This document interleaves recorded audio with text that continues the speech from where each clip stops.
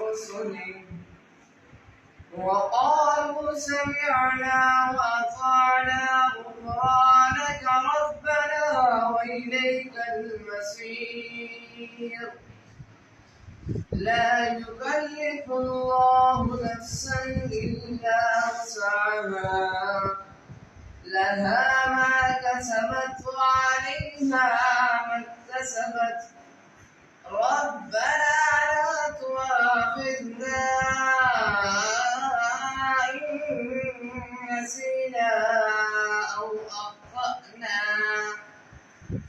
ربنا ولا تحمل علينا إصرا كما حملته على الذين من قبلنا ربنا ولا تحملنا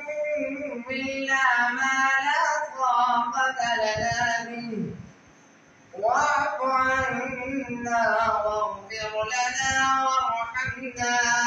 أنت مولانا فانصرنا على القوم الكافرين صدق الله